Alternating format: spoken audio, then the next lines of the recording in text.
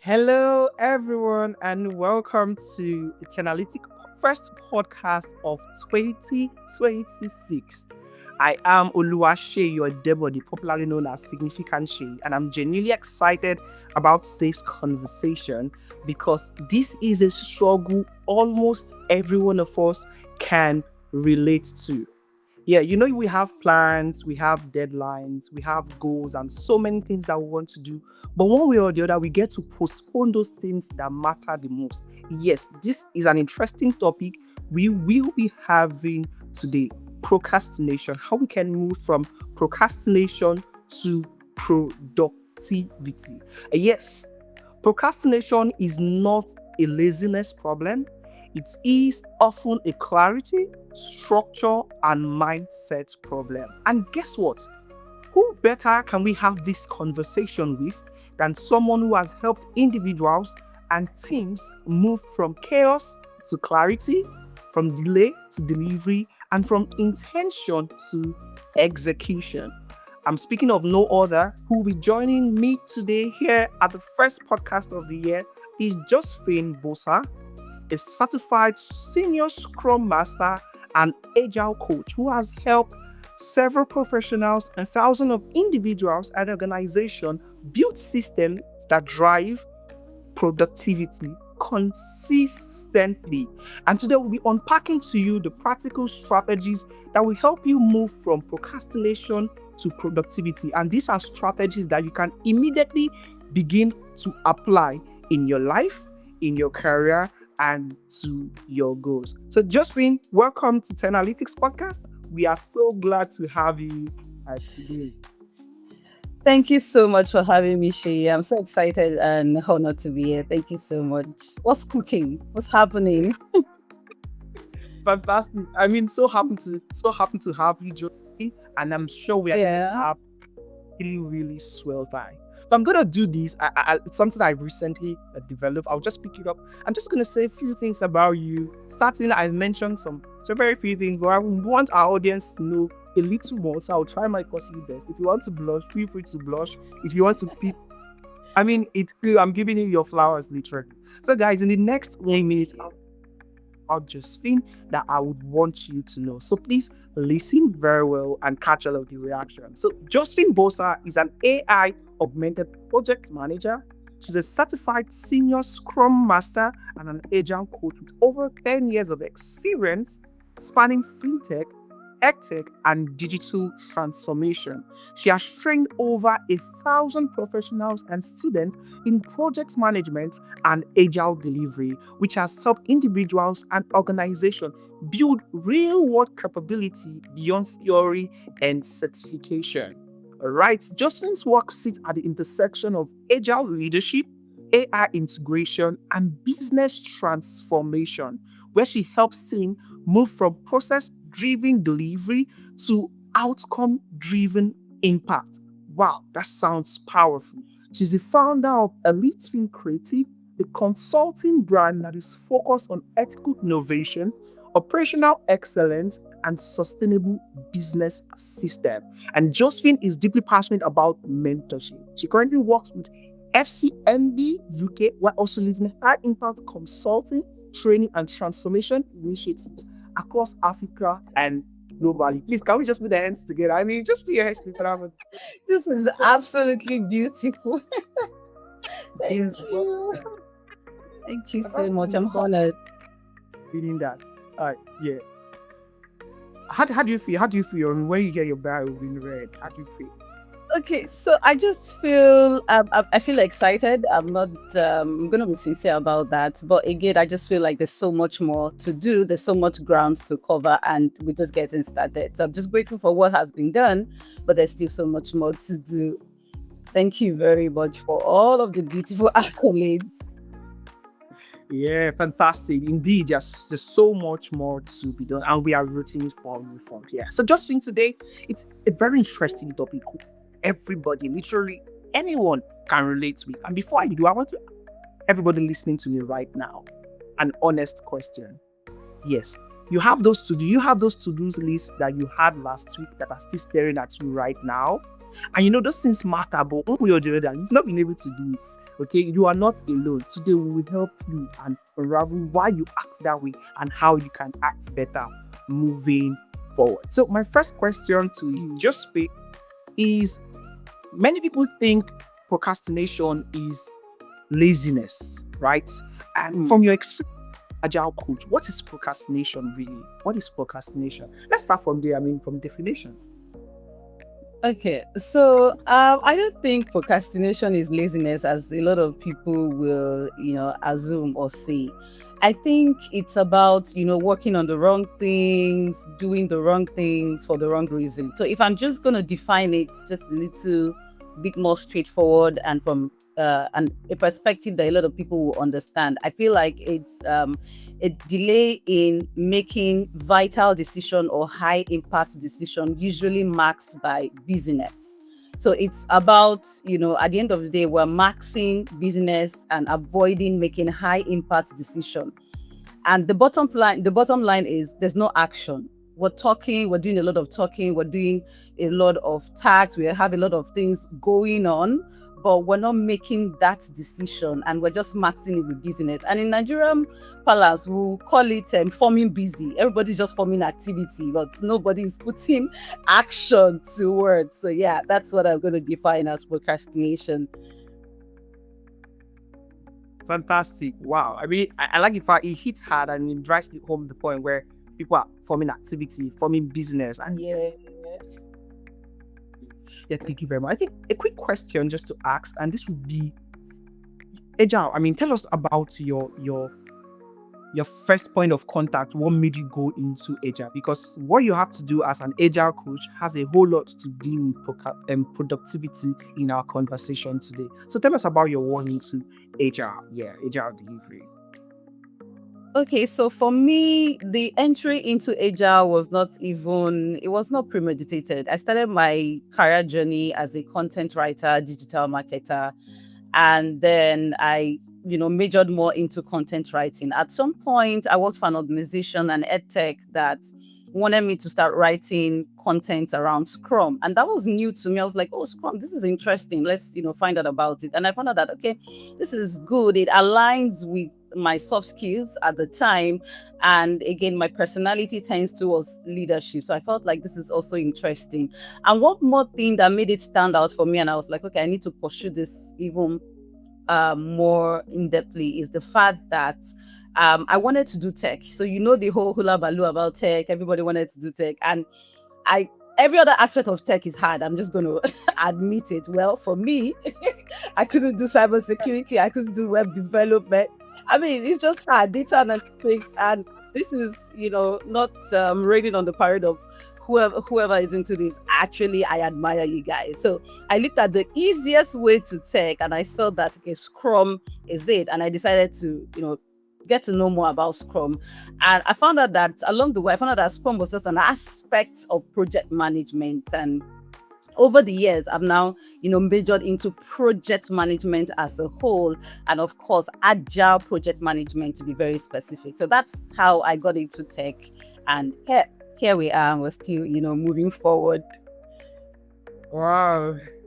Wow. So from being a content writer, got to writing about it piqued your interest, and from there you always wanted to go into tech anyways, and you don't want the coding part. Yeah, interesting.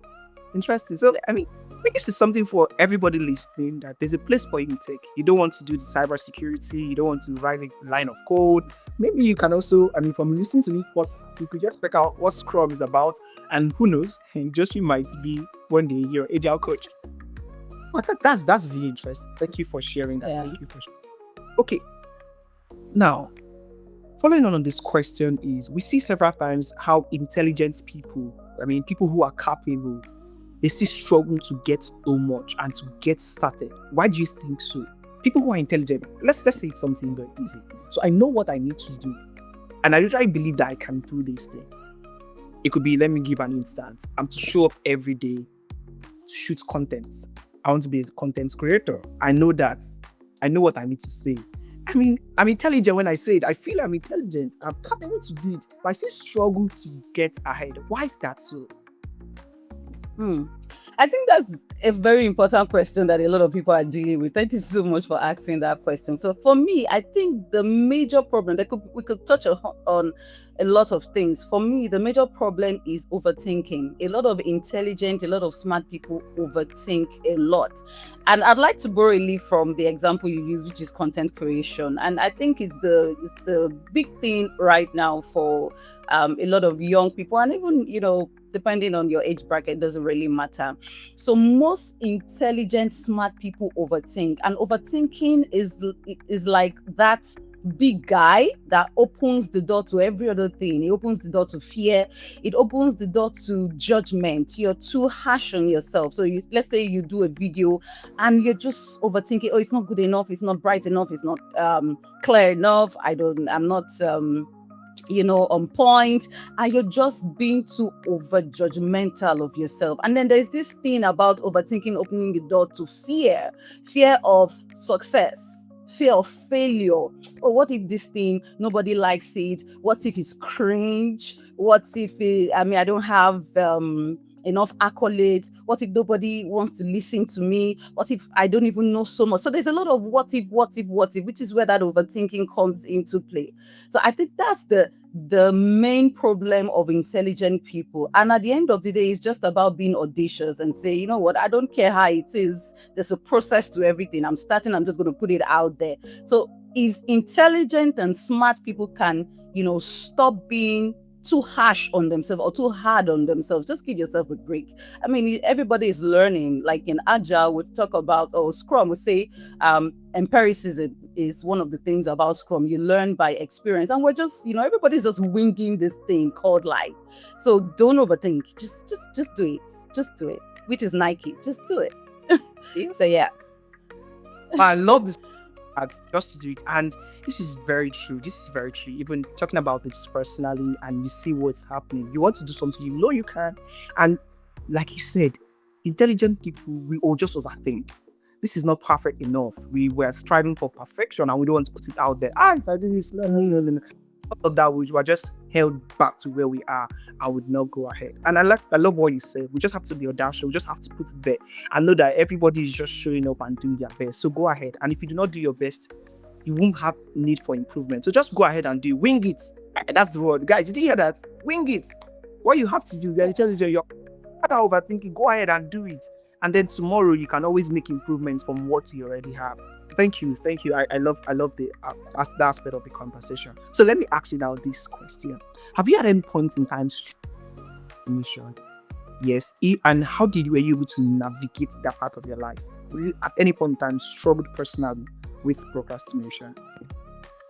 Yeah, so actually, I don't think anybody. Well, I'll speak for myself. This is my opinion. I don't think anybody actually outgrows procrastination, because it shows up at different level.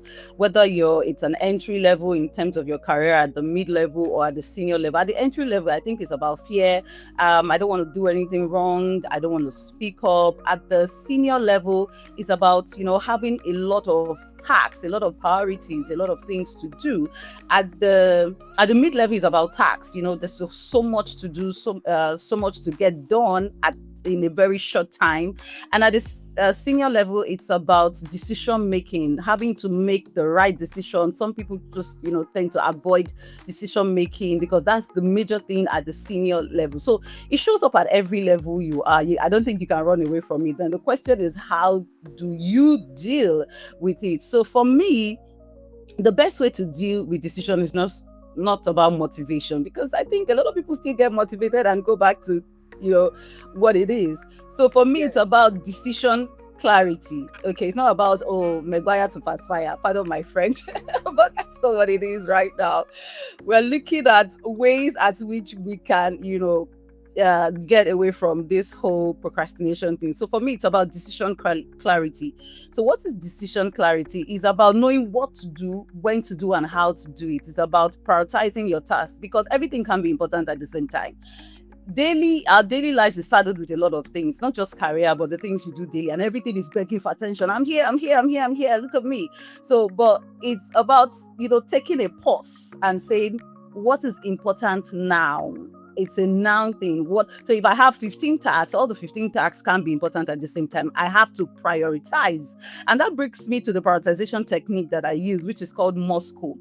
So there's a must have. What are things that are must have? What are things that are should have? What are things that could have? What are things that I would not have? So if you prioritize your tasks, you would know what are non-negotiables. It's a must that you get these things done, and you know the things that okay, I've done the non-negotiables. If I still have ample time, I'm going to focus on the should have, the things that I could take on. So it's about clarity. Once you have clarity in terms of purpose, in terms of tasks, it now takes you to productivity. You become productive, and by the time you become productive, you tend to create value. So for me, that's how I did. I tend to prioritize. Everything can be important at the same time. Mm, thank you. You mentioned something. I want you to say it again. I didn't capture it quite well. Moscow. I mean, I know you said should, must have, should have, could have, or would have. But could you say that again? Let's get it clear. Yeah, so I have a prioritization technique and it's called Moscow, Moscow. And so the M is a must have. So what are the things that are must have, that they are non-negotiables? And then the things that you could have, okay? The things that you could have, if you've dealt with your must have, there are things that could come into your tax. That's fine. The should have and the will not have. So if you're able to categorize your tax in using this prioritization technique, then you know what are things that you could focus on at a time. Okay. Much. And also, you mentioned something with regards to decision clarity that everybody needs to identify from at their various end. What is that thing I need to do?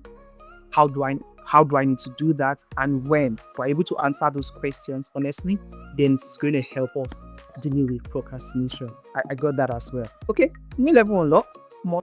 Oh, all right. Thank you very much. Now I want to ask this question. Let's bring it back to a bit of agile. I mean, even when you speak, you just realize that you are literally living, speaking, communicating, talking, everything as what you are already. You're a living example of what it is. Oh my, yeah. Now we know agile works for teams. Yeah? People talk about it, and agile team. You hear about so many information gens. With teams, agile, you're always moving, you're always adjusting to changes, this, that, etc. So how can individuals apply these agile principles or some of these agile principles to personal lives? And when you're speaking, you also made mention about one agile principle. It was every something you mentioned. Yeah, but how can individuals apply these agile principles in their personal lives? Yeah. This is actually a very, very good question. Thank you for, pointing me to this direction. So for individuals, I think usually I tell my students and say that agile management is life management, or even project management is life management, because everything we're doing, our lives is also a project. All right. And you're like a project manager for your life. So when you want to bring agile into your individual lives, I would say agile is a mindset. It's about a mindset shift. It's about having a superior knowledge of doing things. Now, agile is like a modern way of doing things. Is a shift from, oh, I understand that there's a traditional way of doing things, but then there's a modern way of doing things. Oh, this way is rigid, but agile is saying we can be flexible about it. It's a shift in mindset in terms of something that is manual, but agile is bringing automatic or automated way of doing it. And of course, with the advent of AI. So agile is saying you have to have a shift in your mindset. Most of us have, a default in terms of we're rigid in our ways. And then you hear people say, well, I'm always like that. I'm used to doing things like this. Even though you're used to doing things like this, it's not the most efficient way of doing things. It's not the best way of doing things. It does not produce the best results. So for individuals, I would always say that whatever you're doing, it's in agile, we optimize the whole process. So you look at your workflow, your process, the things that you're currently doing.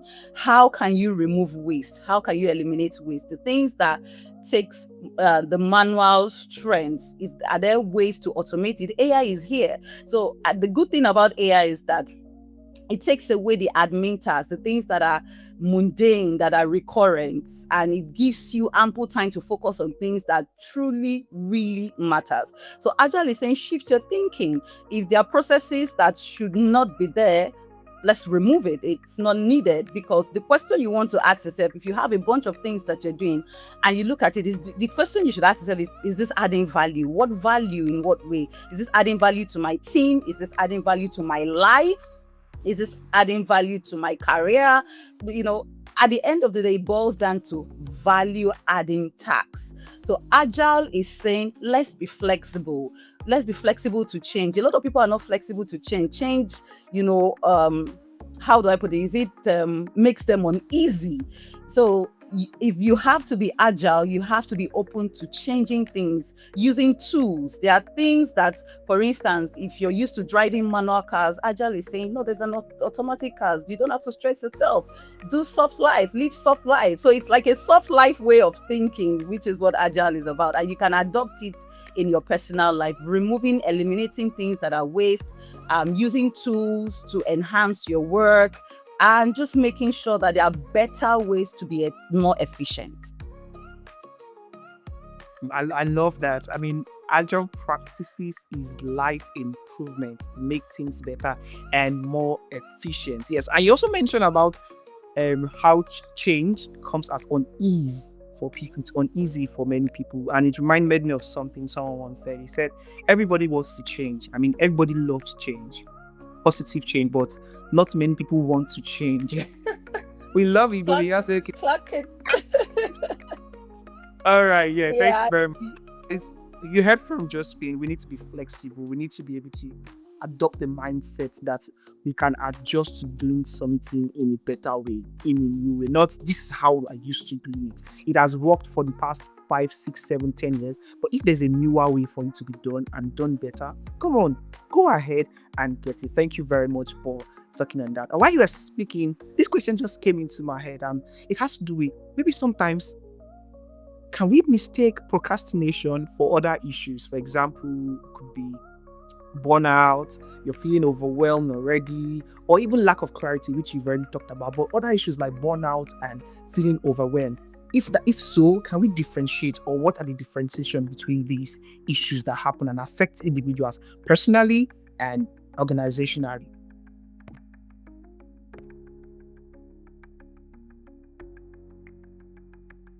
Did you get me?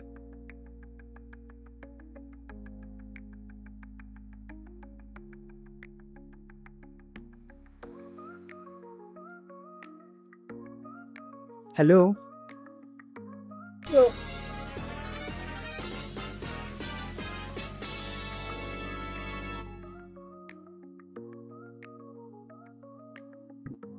Yeah, hello, Josephine. Welcome back. Can you hear me now? yes, Okay, I fantastic. can. So I think you've asked a very beautiful question. So for me, I actually think there's a thin line between procrastination and, burnout, which is because I think one is a resultant effect of the other. And how is that? So if you procrastinate, procrastination brings about the fact that there are unclear goals, ambiguities, things that are not unclear to you. So if you have series of tasks, and in those tasks, you are not clear on what to do, when to do them, how to do them, those things will bring about burnout. So let's picture it this way, okay? So let's say you wake up on a Saturday morning and you have a whole lot of things to do. You need to do your house chores, attend the wedding ceremony, and a bunch of tasks in between. Now, if you are not able to prioritize your tasks and have clear goals on what is really important and what is the time box for this event. So you wake up in the morning, you should say, okay, by this time to this time, I'm going to do my house chores. By this time to this time, I'm going to attend the wedding. I'm going to do this. So all your tasks are time boxed. If they are not time boxed, it doesn't bring about focus, which is discipline. And so you're burnt out, you're overwhelmed. So I feel like one is the resultant effect of the other. Procrastination leads to, if you don't have unclear goals, there's a lot of priorities, a lot of things begging for your attention. And if you're not able to structure or streamline your tasks and making sure that all your tasks are time boxed, saying from this time to this time, I'm going to clean my room. From this time to this time, I'm going to take care of my dishes. And you're placing timelines to your tasks and you are prioritizing those tasks. It helps you meet those goals. But if you have a bunch of things to do and you're saying, okay, oh, I have 15 things to do on Saturday, oh, and I'm going to get that done. That is not a plan. That will lead to burnout. You realize that there's still so much to do, and there's still important things to do that you haven't done. And there's a whole everything is just muddled up, and it just leads to burnout. I don't see no fine line because one is a resultant effect of the other. But yeah, I stand to be corrected. I think that's true. I mean, come to think of it, yes, the resultant effect to the other, whereby you procrastinated, now you have so many things just into job one, do all of it after a while, so you're gone. So guys, listen, maybe just consider yourself. Perhaps you have just faith. If you're struggling with burnout, could it be that you've procrastinated and by piling all the things you need to do, piling them, and then suddenly there's a burst, boom, and now we're burning out. So it does it, you know what you need to do already. And this brings me to my next question. Yes.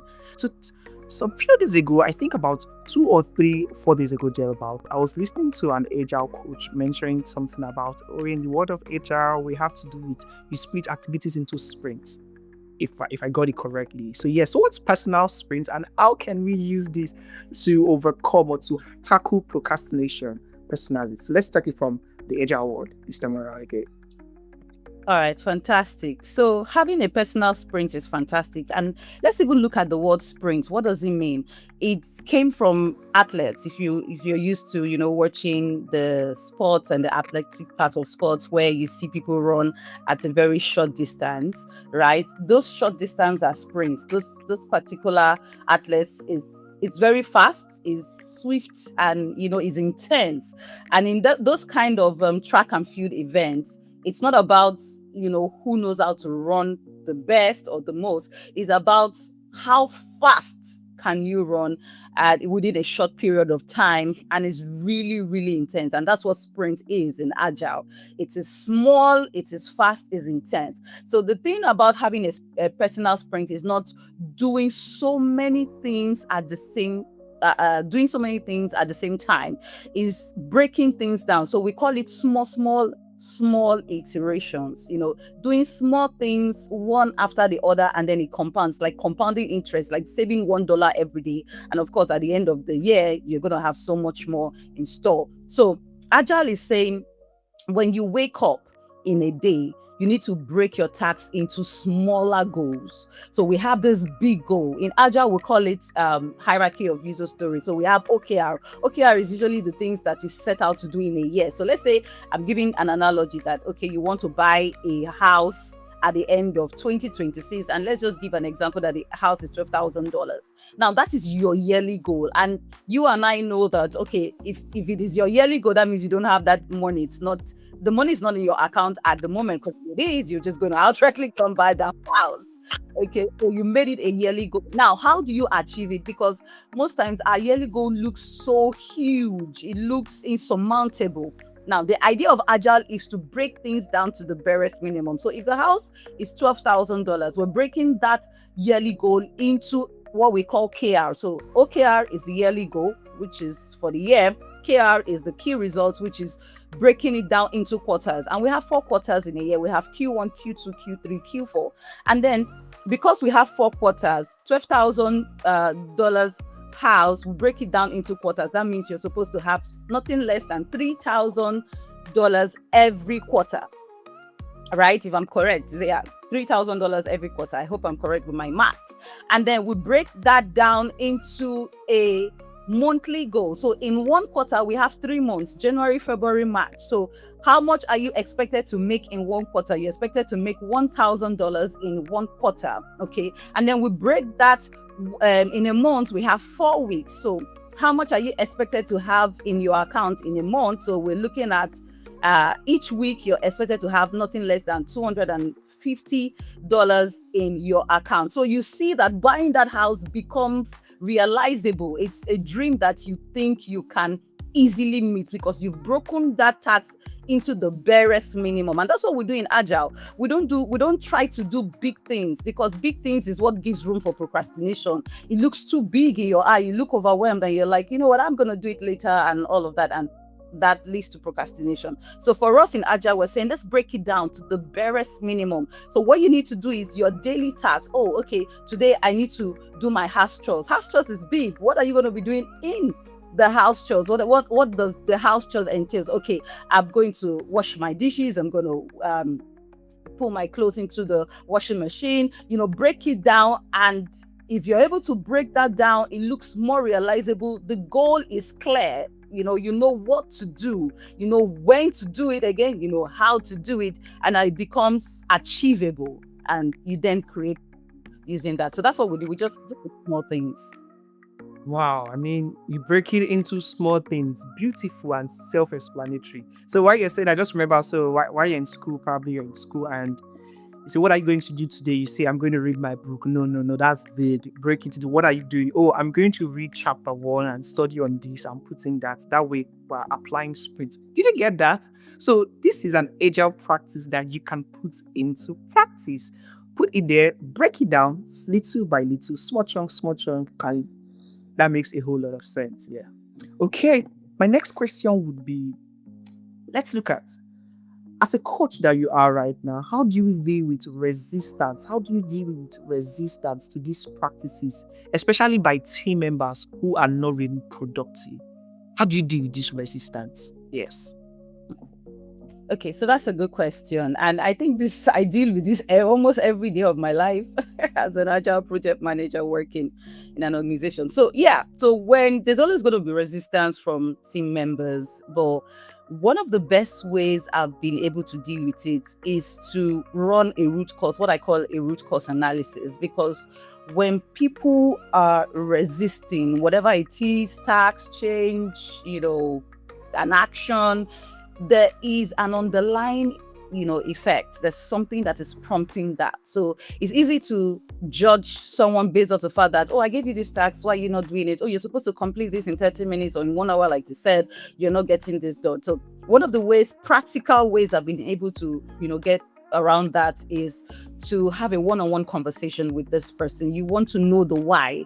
What's the root cause? Why are you not doing what you expected to do, or why are you resisting doing the things that you should do? Now, in having that one-on-one conversation, is creating an environment that is non-judgmental, guilt-free. You're just trying to get to know the why, because there's always a motive, there's always a reason behind everything. Okay, so once you have that one-on-one conversation with the person, that's where you now activate your listening skills, because I've come to understand that a lot of us want to communicate, but no one is giving room to listen. Because when you actively listen to people, you're able to understand what they're trying to say that they are not saying. So when I have that one-on-one with that person, I'm able to understand where they're coming from. I'm asking empathetic questions, because sometimes a lot of things can just be happening at the same time in the lives of people, and if you do not understand them, you cannot actually solve the problem. So I do that RCA, and after the RCA, we try again to break things down. Okay, we say, okay, this is what we need to do. I understand what you're saying, but here's how we need to take the steps. Why don't we probably take a few steps backwards? Do you want to reduce your tax? How can I help you? So the question I usually ask leading questions: how can I help you? How can we solve this? How can we go about this? Because sometimes the what you think is the right way to solving a problem may not be the right way for that person. So you need to personalize the solution. And when you allow people think about the solution, it makes them become more accountable to the solution. Okay, so usually that's what I do. And sometimes let's just not, let's be very clear here that sometimes that approach doesn't work 100%. So what's the next thing I do? I activate my communication level. So in communication, I understand that there's a right way to communicate, meaning if you do not properly communicate to people, you will not get the right result. So there are people you need to speak to, there are people you need to speak with, there are people you need to speak for, there are people you need to speak through. Okay. So when you speak to people, which is that one-on-one that I'm doing, it's like trying to give an instruction, and a lot of people really don't do well. They don't get to open up. So I activate this the next level of communication, style of communication, which is speaking through, meaning that there's somebody that maybe Josephine can listen to, because I'm trying to speak to you, but it's not working. Okay. So that means there could be somebody I can speak through to get to Josephine. So I decide to activate other escalation levels. So I say, okay, in this team, who does Josephine vibe well with? Okay, Josephine vibe well with Tola, or Josephine vibes well with the team lead. So I reach out to the team lead. I say, hey, I've been observing that Josephine is not doing so well for the past week. She's not meeting her goals and all of this stuff. Do you think you can speak to Josephine? Let's just find out what the problem is. So sometimes the people we need to speak through, we are busy speaking to these people, speaking with these people or for these people, and it's not yielding result. You need to speak through them. So understanding communication levels help you de-escalate resistance. Ha. Wow. Oh my God. This looks like a master class. Just feel. Don't start. Shay, don't start. About yes, just I mean, just was just speaking, and at a point that I was feeling like, oh, I think I understand communication everywhere now. But this is school cat as well. I'm like, okay, that one is not there. Okay, let's keep that aside. So you heard that first communication level. I mean, first thing person had mentioned, she would have conversation with that person, and there was something she mentioned which was very, very important, and I feel it really helped people opening up to you. She asked the question, how can we help you? I mean, you're faulted at these tasks. How can we help you? I mean, that allow you to get solution from the person's lens, okay? And then if that's not working, there are other ways. I mean, put on communication hats. There are various levels. Like maybe I need to speak to this person, or speak with that, which is part of what just happened, or speak through someone else. I mean, those are various styles that can be put into place. I mean, this is a masterclass. Less than about maybe 3 minutes, but then speak with, speak through, speak for. Very, very important. And I believe leaders, team leaders, you can be able to take advantage of this. Use this, and it's really going to change. It's going to change a whole lot how you're able to effectively lead your team and get your team to be productive. Now, you also said something about accountability, and this is going to bring my next question. And how does stand-up principles, stand-up principle, we have about stand-up, especially these days, you go work from home or remote team, agile team to be very precise. We have about stand-up meeting, daily stand-up, etc. So how can stand-up principle, how can it be used for personal accountability? I think that's a very beautiful question. So, bringing stand-up principle into your life is like the word implies daily stand-up, and ideally, the idea of it is like we stand up to have that meeting, because what we see, which leads to procrastination in the workplace, is that we have so many meetings that are really unnecessary, and meetings that have zero agenda, and we spend so much time repeating the same thing, and it's very unproductive and unactionable at the end of the day. So that's why we need to have stand up, because stand up is pointing at three things. And that's why we need to stand up, because literally, picture it in your mind. If you're standing up to have a meeting, you don't have time to talk about a whole lot of things. Everybody just needs to get at it. And Yes. yeah, so basically it's just a 15 minutes meeting. Agile is big on time boxed, and when I say time box, it's about timelines. The major thing, again, I think leads to procrastination is that we don't put timelines to things and locking. So it's like she's saying, okay, I'm going to read this book for 30 minutes. Don't even do too much, 15 minutes, and just lock in for that 15 minutes, and it helps you meet your goal. So stand up is saying that for your personal life, you need to figure out, have that meeting with yourself and say, well, what did I do yesterday? What am I going to do today? And do I have any challenges? Because if you figure out what you did yesterday and you realize that you did zero, you did nothing yesterday, that would prompt you to say, okay, I need to double up. I need to cover up today. And I need to figure out what are the things that may pose as challenges to me that I need to take out of the way to enable me complete and deliver my tasks. So when we have stand-ups, literally even in teams, we are saying you need to be accountable for what you did yesterday. And if you didn't do anything yesterday, that's fine. No guilt zone, no judgment zone. You need to spill over what you did yesterday into today and commit to something. You have to commit to something. So in stand up, we're not saying, oh, don't worry, I'm going to wash the plates. No. What type of plates are you going to wash? Because there are different types of plates. We want to look at it. What type of plates are you going to wash today? And when are you going to wash those plates? Okay. And the stand up is also being truthful and very honest with yourself and saying, okay, if you say, oh, I'm going to read a book for 15 minutes, what are the things that would likely stop you from reading that book? You need to be truthful with yourself. And if you're able to pinpoint those things, you need to take them out of the way first so that you can actually meet that goal of reading the book within 15 minutes. So there's no blabbing on blabbing zone or ambiguity about stand up. Stand up is stand up. What you did yesterday, what are you going to do today? Because when people make commitments, they are bound to it, and then removing any challenges that may hinder, delivering those commitments. Thank you. Thank you. I love how you were able to explain that, and you know how to talk about time boxing. And so I'm not even going to overflow time boxing again because you literally explained that while you were speaking. Fantastic. Stand up, very important. Yes, and that's true. I mean, if we have to stand for meetings, most likely those meetings will not be long. Yes. I will say this. I'm going to say this on behalf of employees. I'm going to say about team members. Yes, stand up first. Everybody, when your legs start aching, everybody realize that we need to hit the nail on the head. Everybody's gonna end the meeting and yeah.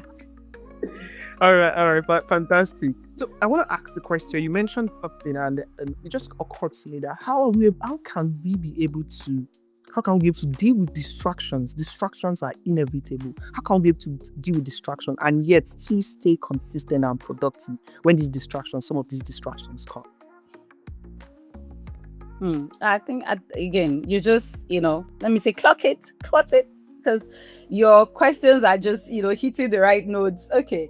So like you said, I mean, you rightly said it. Distractions are inevitable, but one of the ways to deal with distraction is to set up a system around yourself, a system that you yourself cannot flounce. It's like you're bound. It's like an oath that you're bound to do this thing. Because when you do not set up a system, setting up a system, in one word, is about being disciplined. But you have an actual system in place. Now, let me put this thing in a, will I put it like in a relatable form? So let's say, oh, your salary hits your account. Now, trust me, I'm also a culprit to this. Salary hits the account. I'm thinking of plenty things I want to buy, especially food. I like food. I like good food. You have a foodie in the building. Trust me. So I'm thinking a whole lot of things I want to do with the money, but here is how, because practical, I want to practical and help, probably help a lot of people. So how do you put systems around your finances immediately your salary hits your account? Is that you have accounts that automatically withdraw from your salary account immediately drops. So let's say you have an emergency account and you've, authorized your account that, okay, once you see money in this account, take it out. 10% of this money, take it out. So you're authorizing that whenever money is in this account, take out 20%, take out 10% of it. So imagine have different accounts. You have emergency accounts, you have different accounts for different things you want to do for yourself. So immediately your salary drops, those accounts automatically withdraws money from your salary account. And you see that whatever is left there is what you have to manage for the month. However you want to do yourself. If you want to go get pizza like me, go get ice cream, that's fine. And I did a both, you're left high and dry. So those are like building systems around you to avoid distraction. So now coming to tax, because that's what we do on a daily, you want to have a simple project management tool. It's like having your own virtual assistant, and we have a whole lot of them out there. I just mentioned one, which is Trello. It says it's very simple, not complicated, too simple to a fault, that you can have. So you need to load up your tasks. So you have your to-do, have a simple process flow to do what the things you intend to do today, and then you have another flow that says in progress, the things you're currently doing and done. It's as simple as that. We don't have to make make it complicated. And so that what that project management tool does for you is that once you put your tasks for the day, you put the time that you want to achieve those things, it sends you notification. So you've scheduled everything. It's like you load up everything in the system and it sends you notification. Like it prompts you and says, oh, if it's 2 p.m., it tells you just when you're expected to go take a nap at 2 p.m. and for 15 minutes. So those things prompt you, sends you notification, keeps you in check to be able to get your tasks, done. And another thing I think we should also do, which I do, is especially for a lot of people who work remotely and use some platforms like Slack, you want to be able to lock in. There are times when you want to put your status. You can even do it on WhatsApp. Heck, you could do it on WhatsApp. So you put your status in busy, and you know that for the next 1 hour, based on your schedule in your project management, so 1 hour is 1 hour. I mean, you're not picking up your phone, you're not scrolling, no app. You are locked in for 1 hour. So anybody who comes to your chat or your DM or on Slack says busy, or so putting relevant status help you build systems around you that forces you to comply and commit to what you have said you want to do. Fantastic. Wow, thank you so much. I love when you brought about this. And oh, I don't use Slack right now, but yeah, I use WhatsApp. Perhaps we can stop. Yeah, we can stop. So I once asked this question, and I hope you grant me the audience these questions. While you were speaking, I just said, wait, can I take a peep into your life? And can you just let me know what does it look like, work related this time around? Like a day in the life of the Josephine Bosah. What's it like? Like you wake up, how are you able to do that? You're talking about system, and so some of us can be able to learn and just speak in something, or we are seeing that you are doing personally. When you wake up, this is how you do it. Or it could be on a week level or a month level based on how you're going to break it into sprints. So let's have a real, just tell us it from your own end this time around. Yes. Okay, so but realistically, a day in my life is chaotic. I'm just going to be realistic. but but here's how I try to navigate the chaos. So when I wake up in the morning, I have the system that I built around me. I call it the daily 311 system. Daily 311 system. Sounds So like what do I do? Formation 3, 2, 1, 1. Yeah. yeah. So it's something I made up, and I just found that it's working for me. So why not? Okay, so I call it the daily 311 system. What do I do? Every morning I wake up, I have a bunch of things to do. And in that bunch of things, I make sure that I draw out 3 outcomes that I want, 3 tasks that I want to achieve. So even if I have 20 things, 50 things that I want to achieve in a day, it doesn't matter. My 311 says I must prioritize 3 things that I must do, I must complete that day. So you remember, it also goes back to the things I say, doing small things and just achieving those little things. So that's my 3. Then my 1 is having one thing that is non-negotiable. Like, just if you fail at anything today, rain falls, there's no network, your laptop shuts down, this one thing is a non-negotiable for you. And then the other one is one reflection. So I have a reflect on the 3 things that I've said I was supposed to do. Did I achieve it? How was I going to go about it? The one which is non-negotiable, did I even act? So it makes you accountable to at least one thing. You can't be that bad. It can't be that bad that I don't get to achieve even one thing in a day. So that's how my daily 311 goes about. And do I have time to, relax and take naps? Yes. So because I work remotely, my day is saddled with meetings. As a project manager, Agile project manager, you're always in meetings, you're facilitating most of those meetings. So one of the things I do is, once it is time for lunch, I do not try to quickly do something. We're always cutting web. Let me just quickly type this. Let me just quickly send this email. No, I don't quickly do nothing. I go quickly eat. I quickly go to eat.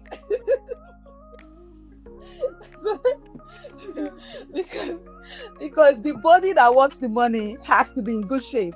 All right. So I quickly go to eat because I need to be sane. I need to have clear eyes to see the tasks that I've set out to do. So I have nap time. So in between, yes, I mean, remote work affords you time to nap in between. So when it's time to nap, it could be as small as 10 minutes, 15 minutes, because one of the things about whether it's remote or not, we are all creatives. And you want to be in the right mental state to be innovative and to just bring the very best out of you. So sometimes we tend to overwork.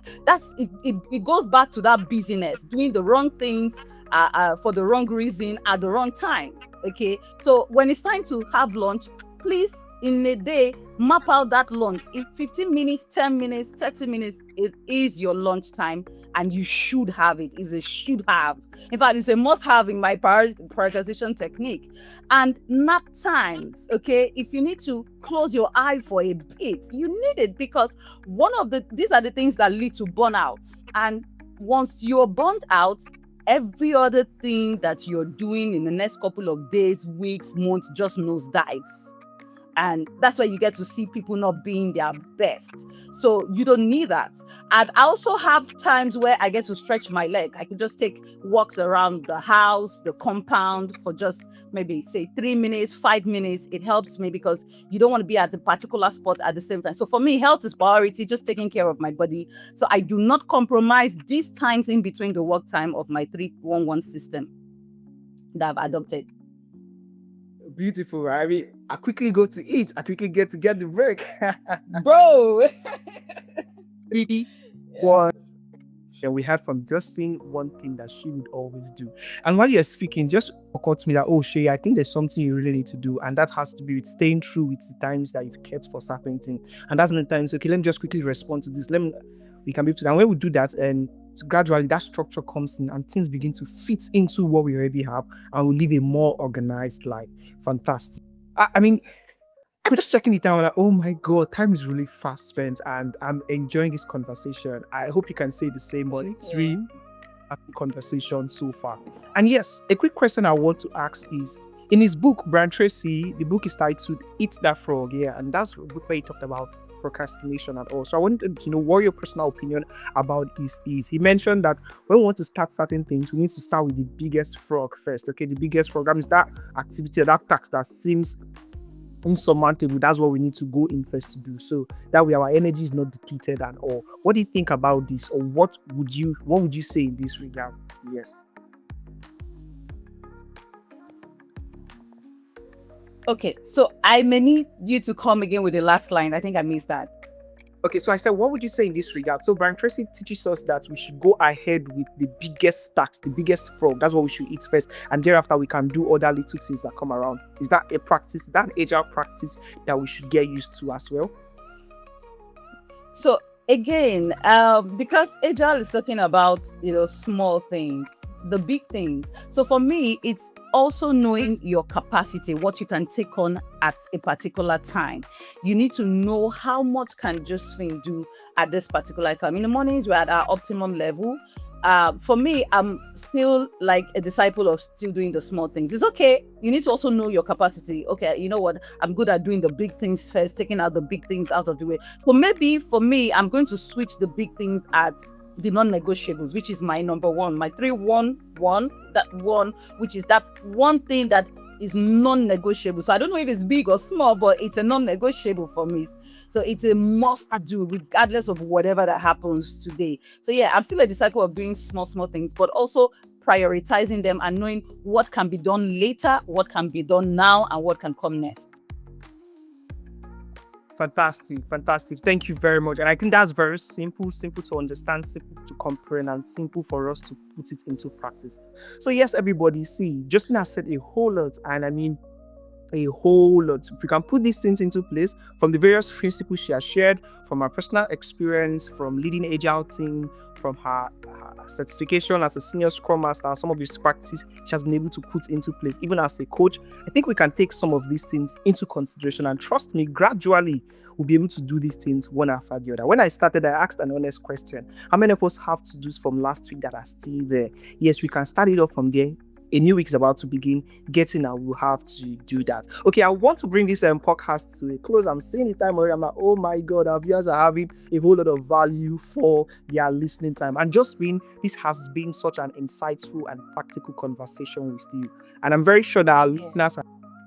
Procrastination is not just a personal flaw, not at all. It's just about the absence of maybe structure, like you've been able to identify while speaking, or clarity, and importantly, the right system. And these are things that you've been able to put our eyes and get us into that direction so that we can look into these things and be able to quickly get them sorted. Okay. And what I love most about this conversation is that you've shown us that productivity is not about working harder, it's about working smarter. Yes, it's about working smarter with intention and also with structure. And that's productivity. And that really makes a whole lot of sense.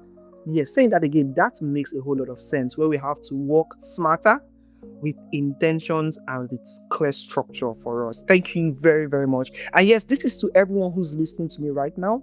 If you are waiting for the right time to start that course, you're waiting for the right time to build that skill, you're waiting for the right time to apply for that role or to work on that goal, this is your sign to stop waiting and for you to start structuring.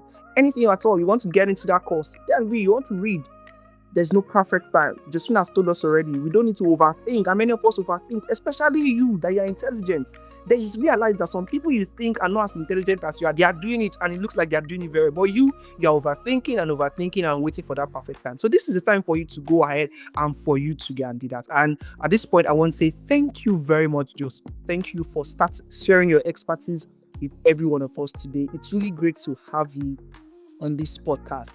Thank you. I just want to give you, if you have a final word, something you want to tell us as we bring this to a close, I would want to hear. If you do not have, then I would gladly just wrap it up from here. Yeah, thank you so much. It's been an honor having me here. So my final word is just do it. Okay, just do it. Be audacious. So audacious should be your mantra this year. Go ahead and do it. It doesn't have to be perfect. Perfectionism is not the goal. Just get it done. Fantastic. Perfectionism is not the goal. Just get it done. Just do it. Justin said this at the beginning, and now she's saying it again. She's reiterating that we need to just go ahead and do it. So thank you very much to everyone listening to us right now. If you found this episode of the podcast very valuable and insightful, I want to encourage you to share it with as many persons that you know need to see this, and so they can also move from procrastination to productivity. Until next time, please keep learning, keep building, and keep moving forward. My name once again is Significant Sheyi Oluwaseyi Odebode, and I'm very happy hosting this session on From Procrastination to Productivity with the one and only coach, Josephine Bosah. Till we come your way again, bye for now.